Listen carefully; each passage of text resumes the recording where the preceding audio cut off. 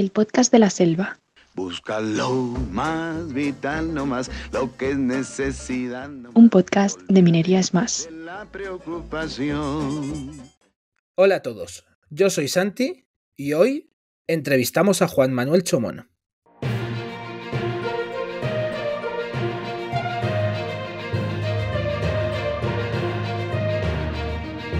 La situación que se vive tanto en España como en Europa con respecto al suministro de materias primas se puede definir casi como dramática. No solo no somos autosuficientes, sino que también nos enfrentamos a graves problemas para garantizar el suministro.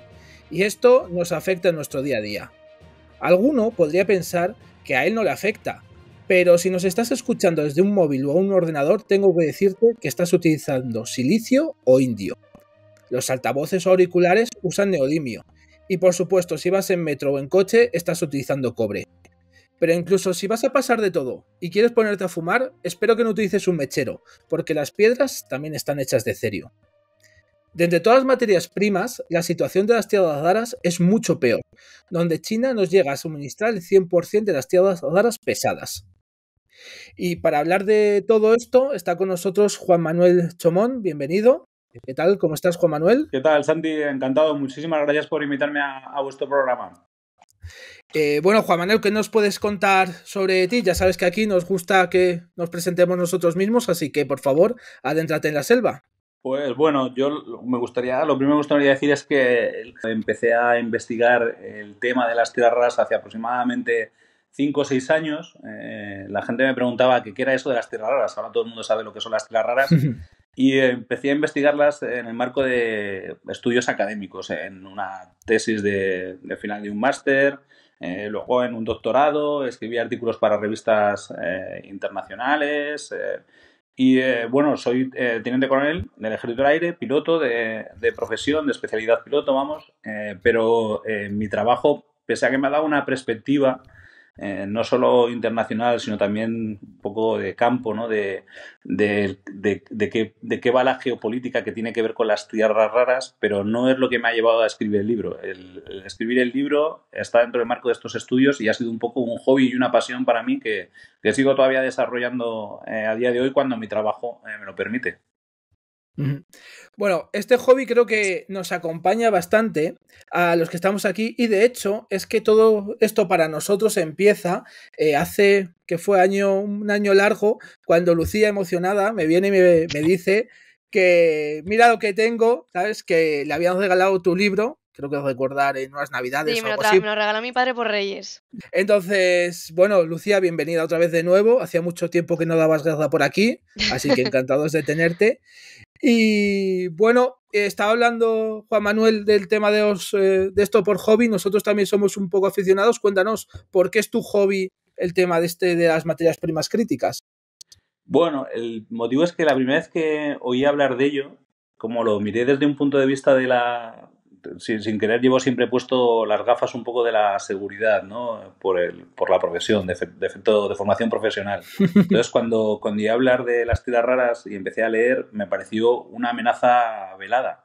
Había habido el conflicto de las islas Senkaku, ¿no? ¿Os acordáis que Japón sufrió el embargo de tierras raras por parte de China, que hizo tambalear su economía porque esas tierras raras eran imprescindibles para su electrónica y el resto del mundo a su vez no iba a tener los componentes o productos sacados que se producían en Japón y eso fue un despertar, ¿no? Una crisis que hizo despertar al mundo. El conflicto se producía porque había una embarcación de la milicia una embarcación pesquera china que abordaba una patrullera japonesa, se impresionaba a la tripulación y al final el gobierno japonés cedía y acababa liberando la tripulación para acabar con el embargo de las tierras raras. Y esas imágenes dieron la vuelta al mundo. Entonces eso fue lo primero que me llamó la atención, ¿no? Dije, esto es una amenaza muy velada y merece ser desvelada. ¿Qué pasa? Que es un tema multidisciplinar, que es muy difícil de agarrar, de tener una visión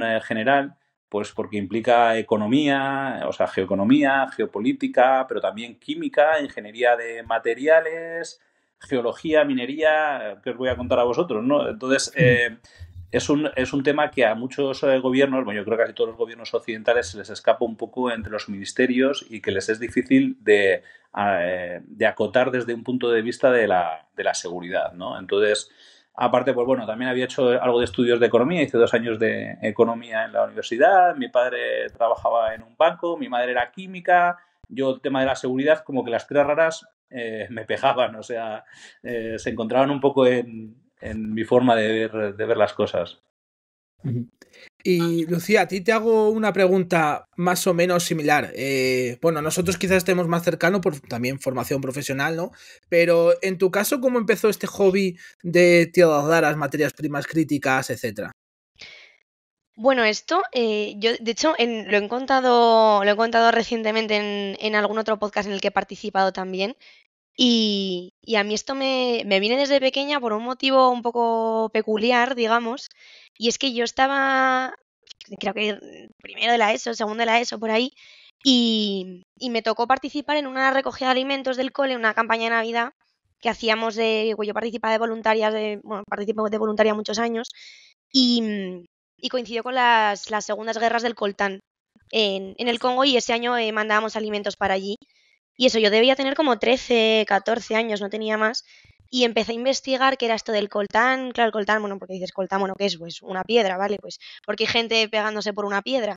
Y empecé a tirar del hilo por ahí y fue como decidí que yo tenía que ser ingeniero de minas, bueno, inicialmente cuando era una niña, pues para acabar con las guerras del coltán en el Congo. Eso era lo que yo quería hacer.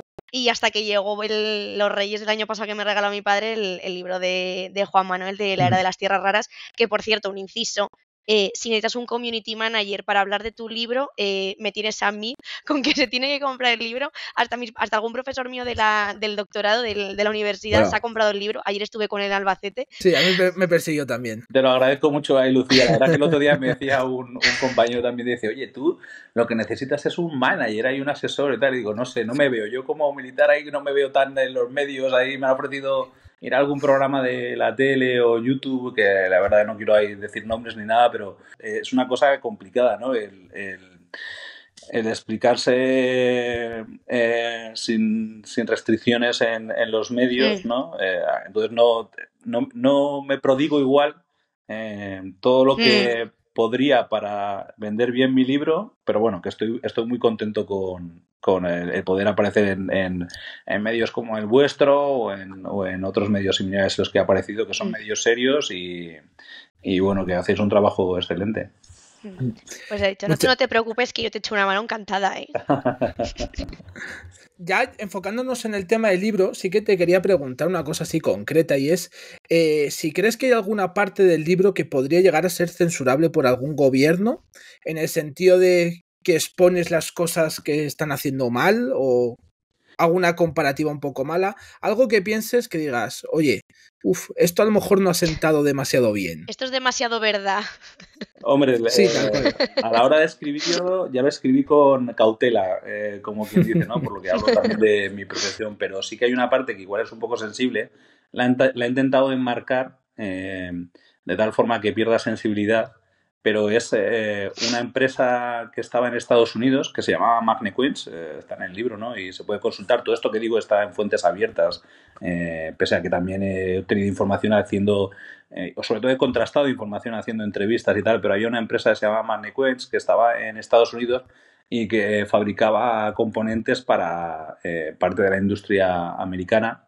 Y esa empresa fue comprada por una empresa canadiense, pero detrás de la empresa canadiense que hacía de pantalla había un fondo de inversión que estaba apoyado por China y en concreto por familiares, yernos del presidente de aquel momento, Deng Xiaoping. Entonces, esa empresa se replicó en China, se hizo una empresa igual en China, con la misma capacidad de producción, que hacían los mismos productos exactamente, y cuando ya estaba completamente operativa, la empresa de Estados Unidos cerró.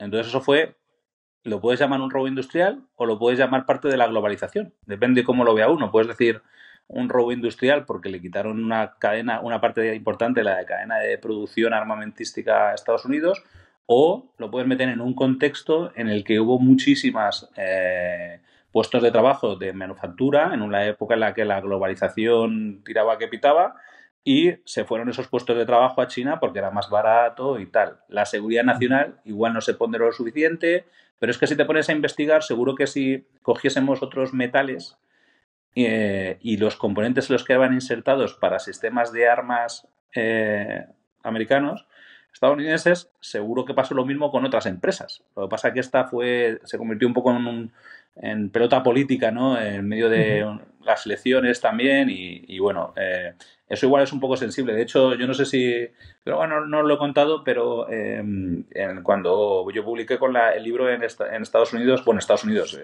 se vende por todo el mundo, ¿no? Pero el otro día había un compañero que me invitaba a tomar café aquí en Bruselas y que lo había comprado en Kuala Lumpur, en Malasia, en una librería. Me hizo ilusión. Dije, joder, ahí me Kuala Lumpur. Ha llegado lejos. Sí, ha llegado lejos, ¿no? Pero no, lo que estaba diciendo era que la editorial con la que publiqué en Estados Unidos, que era Clarity Press, me ofreció el venderlo a una editorial china y traducirlo. Pero era obligatorio o necesario para poder venderlo en China el adaptar el contenido.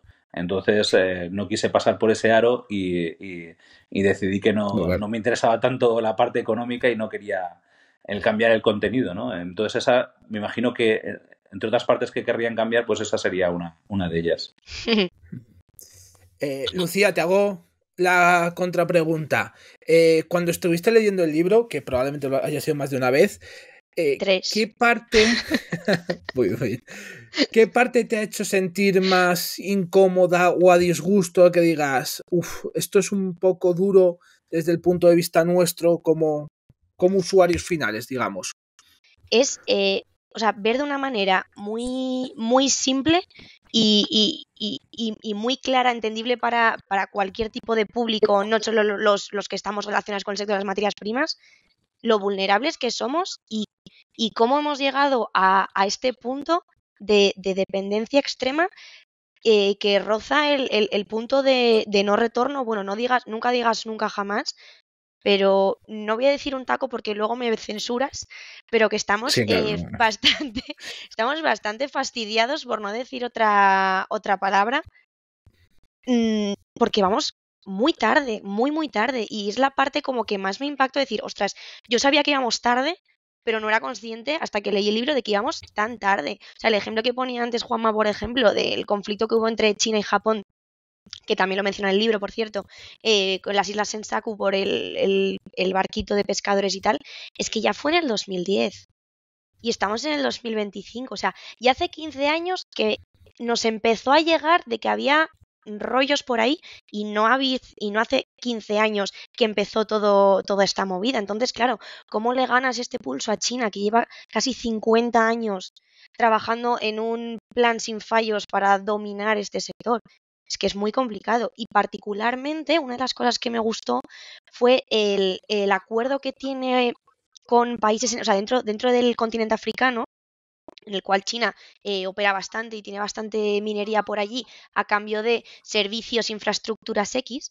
Lo que mencionas en el libro sobre la red ferroviaria que ha construido, que pasa por varios países centroafricanos y que termina en Mombasa, en Kenia, para tener un puerto que tiene totalmente dominado China para poder sacar las materias primas de África y que vayan directamente para China atravesando el océano. Sí, en eso, a mí me gusta explicarlo de la siguiente manera, y es que China tardó 15 años, digamos, en apoderarse de la cadena de suministro de las tierras raras.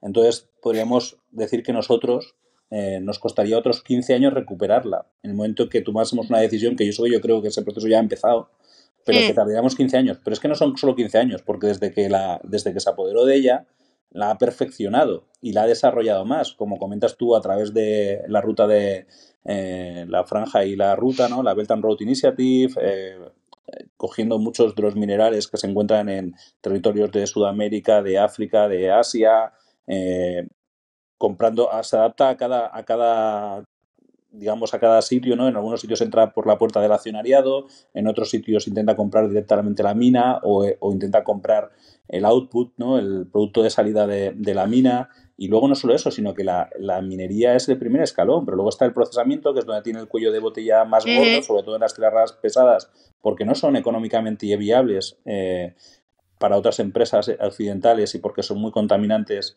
de procesar. Entonces tiene el cuello de botella porque ya lo hace se no lo hace con subsidios, con subvenciones, con ventajas fiscales, con leyes medioambientales adaptadas. Entonces, quiero decir, ha ido perfeccionando muchísimo una cadena de suministro que tardó 15 años en apoderarse de ella. Luego están las patentes, la cantidad de patentes que ha desarrollado relacionadas con el uso de las tierras raras y que poco a poco van desvelándonos nuevas aplicaciones futurísticas de estos metales que están revolucionando la tecnología y que nosotros hemos dejado de producir patentes en este campo, ¿no? Entonces, ese monopolio tan grande, si lo comparamos, por ejemplo, con el de la OPEP, China controla un solo país, controla el 100% de algunas de las tierras raras que ha prohibido hace poco, ¿no? Como el disprosio, el terbio, tierras raras medias y pesadas, sobre todo las pesadas, ¿no? Porque, como decimos, no son viables económicamente en Occidente y no se explotan con medios gubernamentales en general.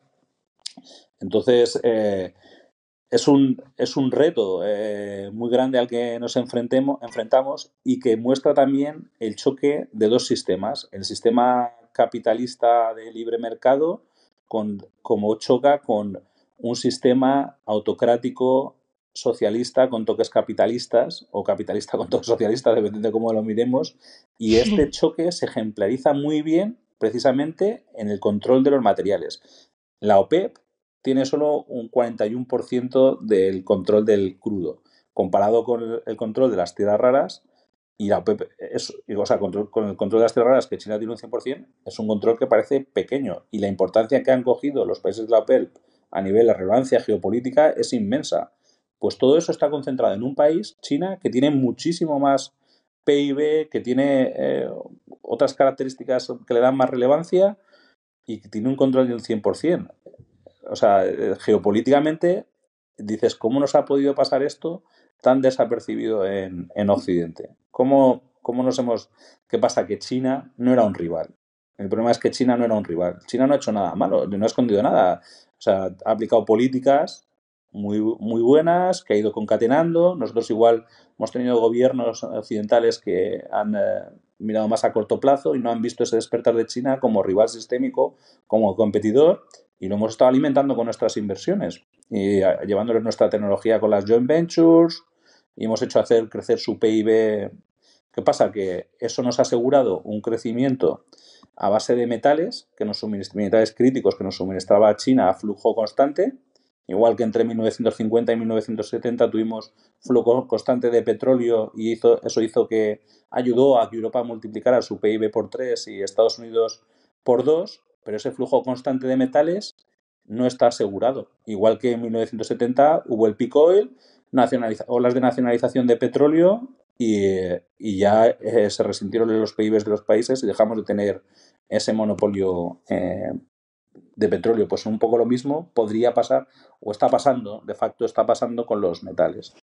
Ya para ir terminando con el libro, me gustaría que me dijeras si hay algún dato concreto específico que cuando lo viste dijeras, esto sí o sí lo voy a poner en el libro. O sea, algo que te parezca tan relevante. Hablabas, por ejemplo, antes de los 15 años, que tardó China 15 años en hacerse con, digamos, el suministro, la cadena de valor, etcétera. Pues algo de este estilo que digas, bueno, o sea, qué barbaridad, vaya. Para mí, el disprosio. O sea, el disprosio que del latín, del griego, significaba como escaso o escurridizo. Y el hecho de que China tenía el control del 100% del disprosio. Y entonces dices, joder, pero si los capacitadores o los condensadores, ¿no?, de las placas electrónicas, casi todos tienen una multicapa de disprosios y la cual no podrían ser fabricados.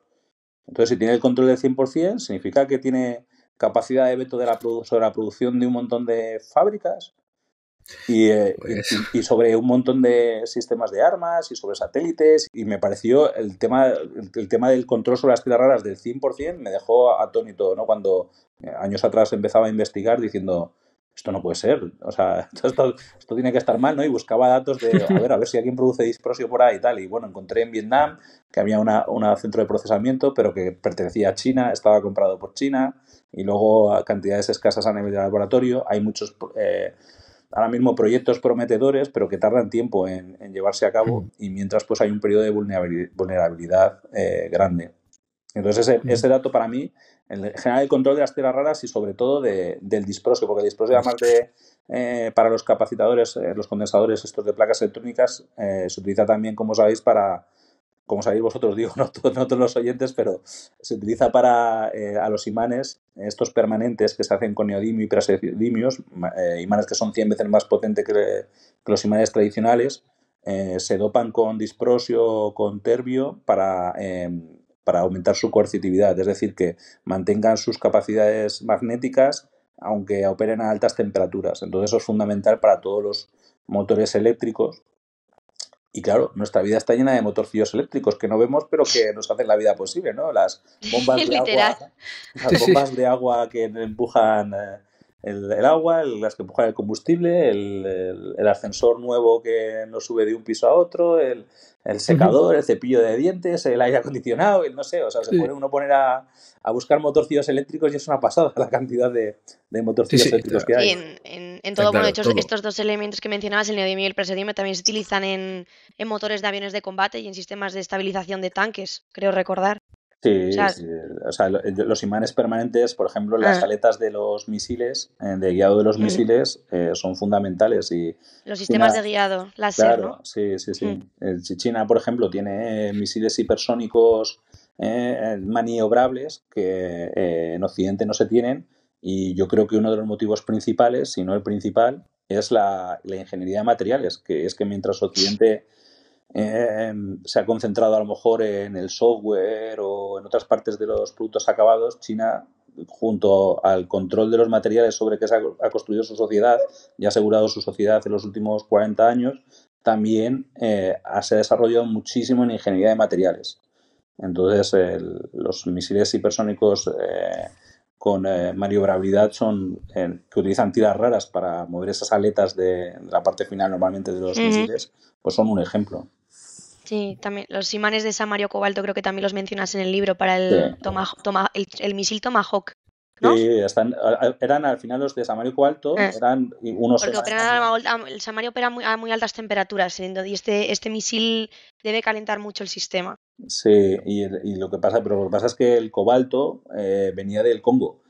Claro. En su mayoría. Entonces, ese fue precisamente el origen de los imanes de neodimio y praseodimio. Claro, por el imán de samario cobalto cambiaron los neodimio praseodimio, ¿verdad? Exacto, fue un japonés ahí el que creó la primera patente, ¿no?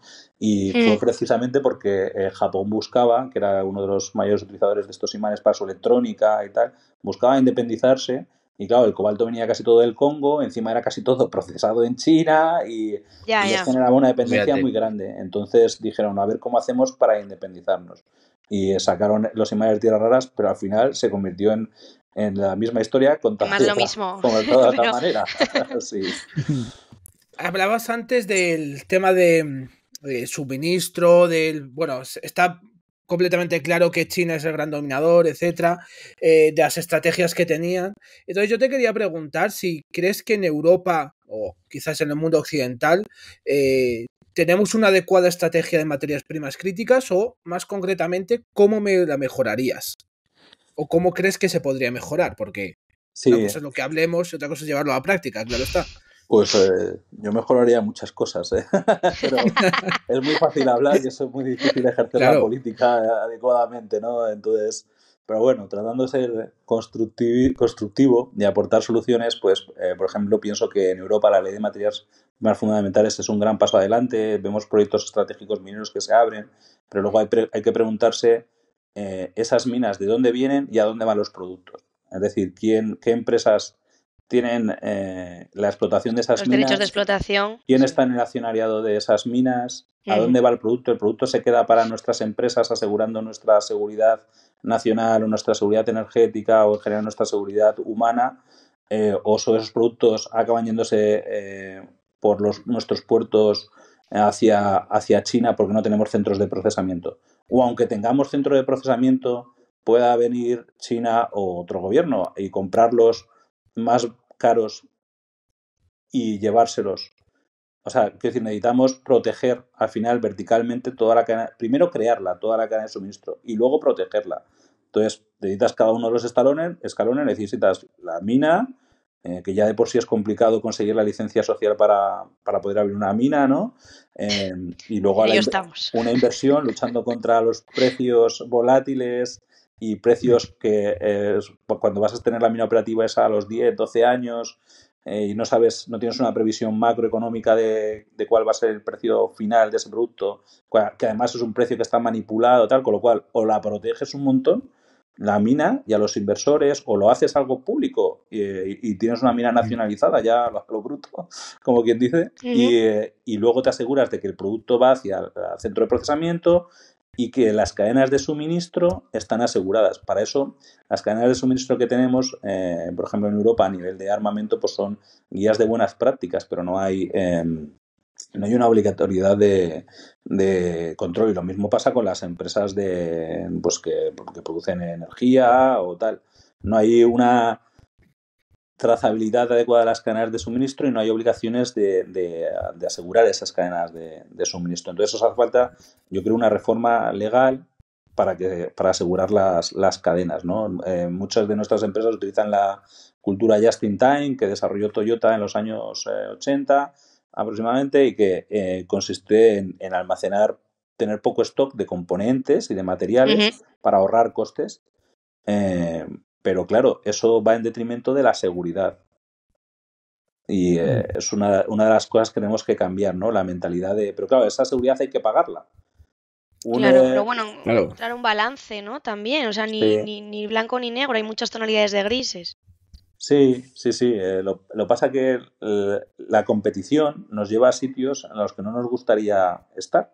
Quiero decir, si con quien compites es un gobierno en el que prima su seguridad nacional y que interviene la economía drásticamente, o aplica las mismas reglas o estás jugando con una mano a la espalda. Nuestras empresas no compiten, nuestras empresas trabajan para sus accionistas, y sus accionistas quieren ver resultados trimestrales o cada 6 meses, y quieren ver resultados positivos, y si no, la acción baja y la empresa pierde poder adquisitivo y pierde fuerza. Y en cambio, China tiene 97 empresas estatales que funcionan bajo la batuta del gobierno chino, apoyadas gubernamentalmente, con inversiones, banco de inversiones, integradas con el ecosistema académico y de investigación, con leyes ajustadas, con exenciones legales o fiscales o subsidios. Entonces, dejar a las empresas competir con otras empresas estatales chinas que aplican otras reglas, claro, es muy complicado, sobre todo en algunos sectores. Es que no se puede jugar al mismo juego con distintas reglas. Exacto, sí. Pero es que estamos haciéndolo. Ya. ¿Sabes lo que pasa? Que antes, en este juego, China no era un rival importante. Entonces nos daba igual que tuviera otras reglas. Pero como ahora sí que es un rival importante, un rival y un socio. Quiero decir que yo no estoy aquí para nada denigrando a China ni... No. Lo único es que es un sistema que tiene otro funcionamiento y con el que hay que aprender a convivir, a trabajar y a interactuar.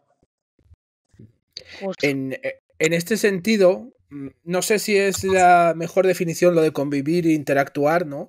Pero está claro que desde que Trump llegó al poder en Estados Unidos, llegó al gobierno, se ha marcado una línea más o menos clara de actuación conforme a las materias primas críticas. Hay algunas que nos pueden sonar un poco más a locura, como el tema de Groenlandia, etcétera, pero hay unas otras cosas que sí que han sido reales, ¿no? Una de ellas era el tema de que enseguida se escribió una hoja de ruta de el tema de las materias primas críticas, cómo reducirlas, etcétera. Y luego creo que más recientemente el tema de los aranceles ha sido mucho más polémico, ha afectado de hecho a los mercados gravemente. Te quería preguntar, ya no desde el punto de vista americano, sino para Europa, ¿cómo crees que pueden afectar estas medidas al suministro en Europa? ¿Va a ser positivo o solo va a ser positivo para Estados Unidos? ¿Va a ser negativo para todos? Bueno, no sé qué opinión tienes de eso, vaya. Hombre, yo creo que en tiempos inciertos uno tiende a buscar su autonomía, a su autonomía estratégica. Entonces, en el momento que hay diferentes movimientos geopolíticos, que tampoco quiero entrar demasiado en ellos, ¿no? Pero en el momento que hay movimientos geopolíticos que generan inestabilidad, creo que es sano, y que Europa lo está haciendo, el tratar de recurrir a tus recursos y el aceite fuerte y autónomo. Entonces, en ese sentido, dicen, nunca desperdicies una buena crisis, ¿no? Está esa frase. Entonces, en este sentido, esta especie de crisis geopolítica por la que estamos pasando puede ser una oportunidad muy buena, una oportunidad de oro, una oportunidad de tierras raras para fortalecernos y hacernos más autónomos a nivel de materias primas críticas y de toda la cadena vertical integrada, que no es solo la parte del primer eslabón. Apostar un poco más por la autosuficiencia, que es un poco lo que está haciendo Estados Unidos ahora mismo. Sí. Pues ojalá. Cambiando yo un poco de tema, ya metiéndonos a cosas un poquito más curiosas, diferentes, me gustaría saber ya opiniones vuestras, no tienen por qué ser fundamentadas, ¿no? Cosas que sintáis, algo más o menos sencillo, y es, ¿cuál creéis que es el material de vuestra carrera profesional? Yo lo tendría claro, actualmente para mí no es una materia prima, pero bueno, el hormigón, ¿no? Estoy todo el día trabajando con eso, objetivo de mi tesis, me trae por el camino de amargura, pero bueno.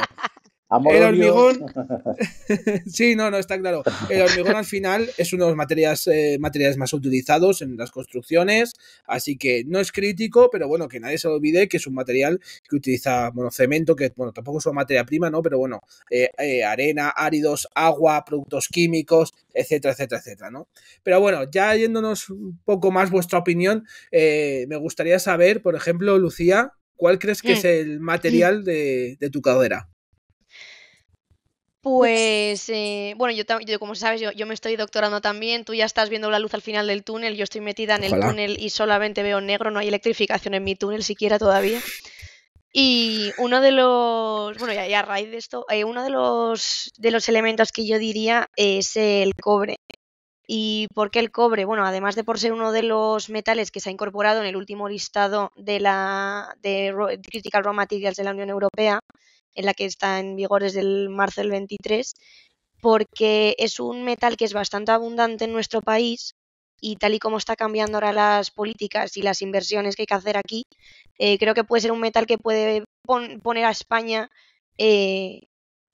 bastante arriba dentro de la cadena de suministro, y esa independencia que está buscando Europa la podríamos conseguir con el cobre, entre otras cosas, pero sería uno de ellos. Y tú, Juan Manuel, ¿cuál dirías que es el material o la materia prima de tu carrera? Bueno, yo ahí tiro del título de piloto, dejar del aire, pero es los aviones son al final auténticas tablas periódicas volantes o flotantes, y yo creo que incorporan, igual que un teléfono, un smartphone, un montón de elementos de la tabla periódica. Pero si tuviese que elegir uno, que es difícil, me quedaría con el titanio. Me quedaría con el titanio porque supuso una revolución, ¿no? En la aviación, porque es un 45%, si no me equivoco, más ligero que el acero, y porque tiene la misma resistencia prácticamente, con lo cual permite mayor maniobrabilidad, con la misma resistencia, aguanta temperaturas muy elevadas. El Blackbird, por ejemplo, de los años 70 fue posible gracias al titanio, si no nunca hubiera podido volar a Mach 3 a alturas ahí.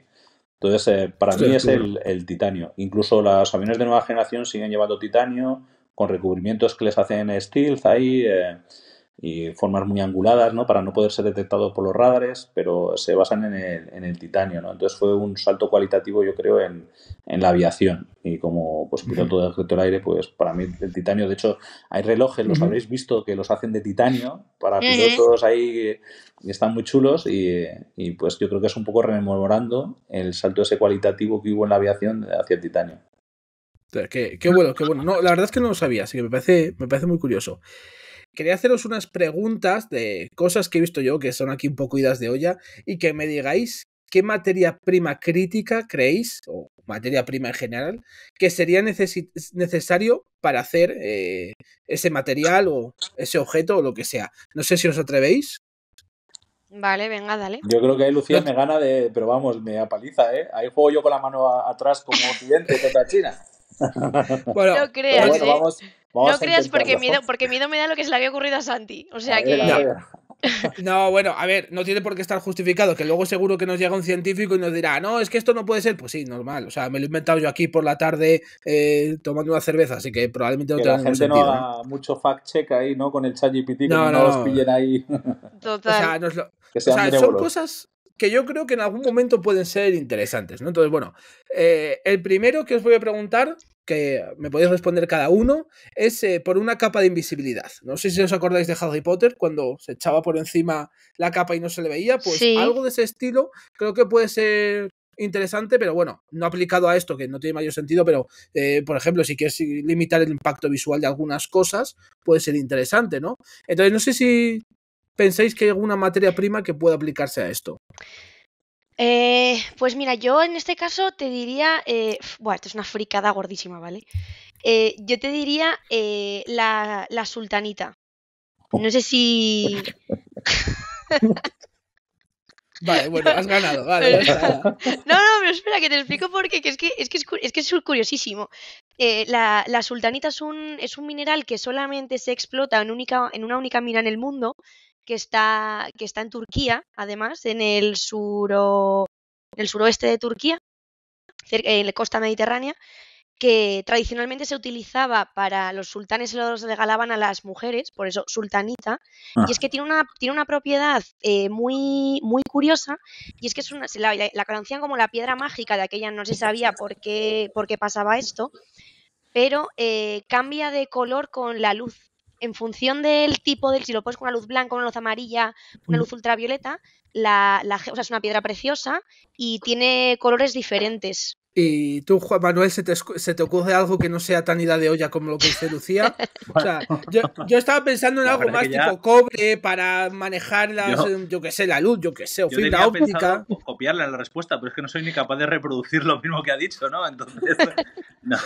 Yo cuento también mi fricada aquí, a cada uno somos frikis a nuestra manera. Yo siempre de chaval, de pequeño, pensaba que si hay una capa de invisibilidad es porque consigue proyectar la parte de atrás de la capa, ¿no?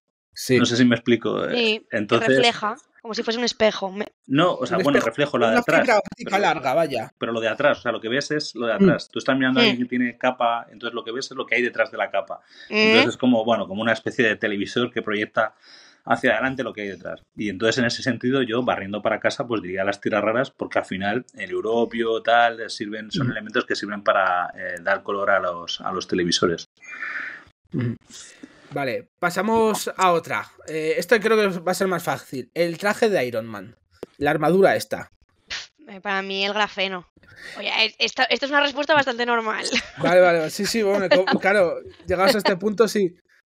No, pero al final, o sea, para todos los circuitos ultraligeros y de disipación de calor y tal, que yo, en mi cabeza es lo que necesita un poco ese traje, yo utilizaría grafeno. ¿Y tú, Juan Manuel? Bueno, yo ahí volvería a lo mismo de antes, ¿no? Iron Man, volar, el titanio. O sea, resistencia a poco peso, a levantar temperaturas, los superhéroes, titanio. Sí, bueno, eso es lo que había pensado yo, que me parece más razonable que grafeno, pero bueno. No voy a acertar ninguna, ¿eh? No. Luego, una cosa que me parece muy útil, es tan especial para Lucía, que sería un teléfono con pantalla autorreparable. Pues el germanio. ¿Y tú, Juan Manuel? Yo digo amén. No, la verdad que me pillas. Yo ahí te diría el grafeno, ¿no? Por eso de la capacidad que tiene para doblarse y tal. Pero bueno, también tiraría hacia lo que es el uso de nanomateriales. Pero Justo. sí, pero ya te digo, yo ahí se me escapa de mi área de conocimiento completamente y me he pegado un piscinazo con los dos, pero vamos. No, Bueno, también si sí, con puede ser, las ¿eh? tierras raras, que es lo que te gusta a ti, Sí, tendrías un poquito el europio, ¿no? El europio sí, no es el europeo. la que tiene un poco de memoria de forma, que llaman. Sí, sí, sí. Bueno, y el tema de nanopartículas también se puede hacer porque, por ejemplo, en hormigones, que sí que existen, yo sí que he visto que hay gente, o sea, que hace investigaciones para que las fisuras se rellenen automáticamente con nanomateriales. Así que esto probablemente no esté tan lejos. Lo que pasa es que no sé cómo sería el resultado, ¿no? Y luego, por ejemplo, no sé si habéis visto las películas estas que son de que cuando vas a morir te cargan en un disco duro tu conciencia, algo así. Os quería preguntar si creéis que sería posible y cómo un chip que se implante en el cerebro para almacenar recuerdos. Pues a ver, yo aquí, a mí se me vienen a la cabeza dos cosas aquí.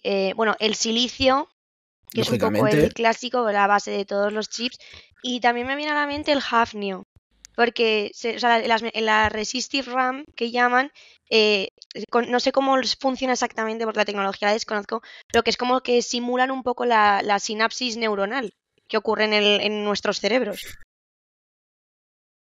Vale. Bien. Es que me estoy volviendo loca con el doctorado, de verdad que estoy fatal. Bueno, ahí yo puedo aportar poco. Juan Manuel, no sé si tú quieres decir algo, pero... Yo ahí, vamos, pido el comodín del público, el salvavidas, pido todo, ¿no? Por decir algo y no dejar la respuesta vacía, diría la polisilicona metálica, que al final es decir lo que ha dicho Lucía, ¿no? Del silicio, porque todos los chips la necesitan, y luego el galio, precisamente porque lo menciono porque está entre el control de exportación, la limitación de exportaciones que ha emitido en noviembre del 2024 China. Así que pues aprovecho para meterlo ahí. Sí, es necesario para los microchips y que tiene un control muy alto de la producción del galio. Y luego, al principio de todo, cuando presentábamos esto, comentaba una cosa porque a mí me resultó muy curiosa, que es el tema de los mecheros. Un día, no sé, estaba en un aeropuerto y sin nada que hacer, tal, y lo revisé, y además te lo dije a ti, Lucía, y dije, oye, que es que los mecheros también utilizan cerio, entonces me dejó en colapso. Entonces, no sé si vosotros tenéis algún material alternativo para un mechero que no sea cerio. El magnesio también te podría servir.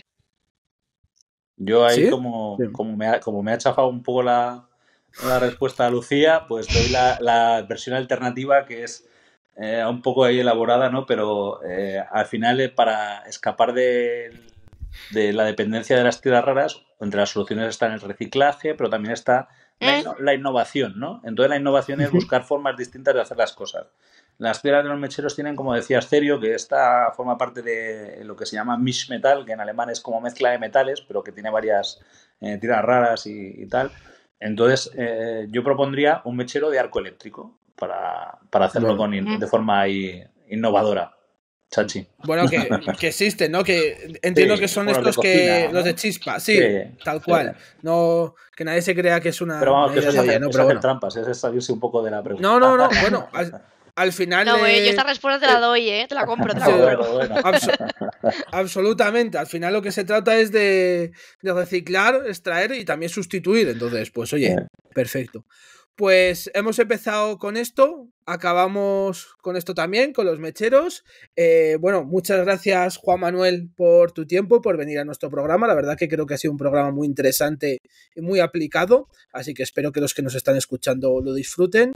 Y Lucía, a ti también, como siempre, un placer teneros aquí. Yo, ¿vale? Santiago, muchísimas gracias. La verdad que pienso que tenéis un papel muy relevante y que va a ir creciendo en los próximos años, y luego aparte creo que la labor de divulgación es una labor fundamental para conseguir la licencia social, y porque la gente se tiene que mentalizar de que esto es un tema también relacionado con la seguridad, y luego porque tenéis una forma de hacerlo ameno, interesante, pero al mismo tiempo profesional, y ese equilibrio, ese balance es muy complicado de conseguir, y creo que es una receta del éxito, y estoy seguro de que os va a llegar lejos. Oye, pues muchas gracias por tus palabras, Pues sí, Lucía. se agradecen un montón. Bueno, yo me sumo al agradecimiento de Santiago. Muchísimas gracias por venir. O sea, a mí me hace más particular ilusión porque soy la fan número 1 de tu libro. Bueno, ya te lo he dicho 80 veces, pero para mí es casi un sueño que el libro que me he leído 80 veces, bueno, 3 entero, pero de vez en cuando, o sea, lo tengo ahí con notitas y con apuntes. De hecho, algún día nos veremos en persona y me lo tienes que dedicar, por Por favor. supuesto. Nada, muchas gracias a ti. Al final, yo creo que lectores así son los que hacen que merezca la pena escribir, ¿no? La gente que lo valora y que hacen que merezca el esfuerzo, porque al final rentabilizar un libro económicamente es muy complicado y uno le pone mucho esfuerzo, mucho interés y mucha motivación. Y es al final la gente que te encuentras que te dice, he leído tal el capítulo 6, me decía el otro día uno del Mineral Yuan y la desdolarización y tal. Eso es lo que al final a mí más me llena y pues ver que la gente lo aprecia hace que haya merecido la pena escribirlo. Pues Así yo que te muchas gracias a agradezco. ti. Sí, Nada. a vosotros. De hecho, bueno, y aprovecho a animar a todo el mundo a que se lea el libro La Era de las Tierras Raras, la cruzada geopolítica por los metales estratégicos, de Juan Manuel Chomón. Ya que no haces tú la cuña publicitaria como tu community manager oficial a partir de ahora. Vale. Te lo agradezco. Ahí, Lucía. Te tendré que dar comisión entonces. Bueno, eso lo negociamos después. Vale. Os dejaremos en la descripción el enlace al libro para que podáis echarle un ojo y que os animéis a comprarlo y a leerlo, que es lo importante. Y nada, con esto nos despedimos. Muchas gracias y hasta el próximo episodio. Adiós. Muchas gracias. Chao. Adiós.